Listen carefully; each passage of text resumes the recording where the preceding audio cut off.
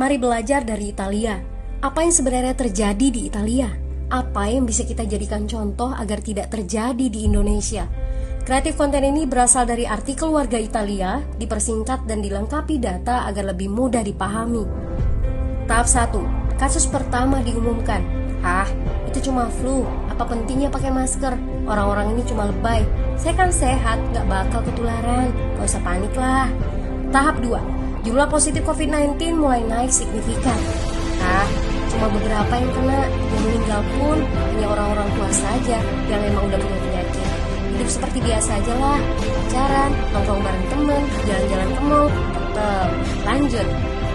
Tahap ketiga, jumlah kasus meningkat dengan cepat, berlipat ganda dalam 1 hari. Tingkat kematian pun bertambah.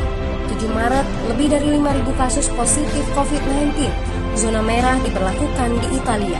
Wilayah yang dikarantina hampir 25% dari luas Italia. Sekolah dan universitas tutup, tapi tempat kerja, bar, dan restoran masih buka. Sementara itu, 75% wilayah lain masih menganggap enteng COVID-19. Anjuran mencuci tangan ada di mana-mana, tapi sekadar anjuran dan tak banyak yang melakukan. Tahap 4, jumlah kasus meningkat pesat. Sekolah dan universitas ditutup selama sebulan. Darurat nasional pun diberlakukan. Rumah sakit menambah kapasitas, seluruh kamar dibersihkan untuk memberi ruang bagi pasien COVID-19. Tapi tak ada cukup dokter dan perawat. Ada terlalu banyak kasus pneumonia, terlalu banyak pasien perlu ICU, tapi ruangannya sudah habis, ventilator habis. Pada titik ini seperti kondisi dalam perang. Dokter harus memilih siapa yang akan diobati berdasarkan peluang bertahan hidup. Itu berarti pasien lanjut usia dan punya penyakit bawaan seperti hipertensi, diabetes, stroke tidak masuk prioritas karena tidak ada lagi ruang. Sistem layanan kesehatan seketika runtuh. Tahap 5, 9 Maret mencapai lebih dari 9.000 kasus. Seluruh kota Italia lockdown. Orang-orang bisa pergi hanya untuk keperluan darurat dan dalam pengawasan ketat.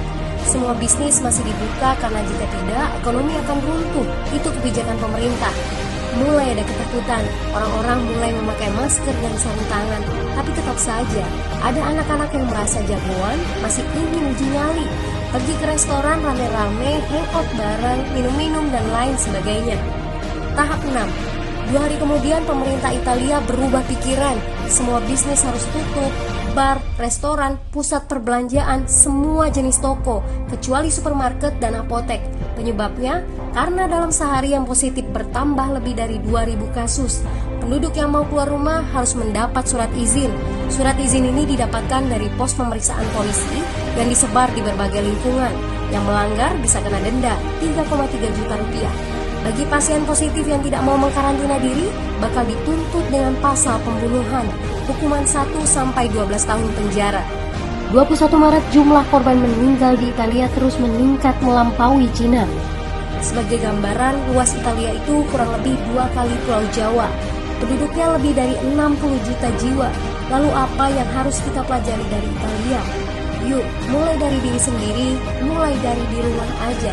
Jaga kebersihan lalu isolasi diri dan keluarga. Tidak keluar rumah kecuali sangat penting. Ini saatnya memulai solidaritas. Yang mampu harus mulai membantu yang tidak mampu. Ini adalah bentuk usaha dan doa kita semua.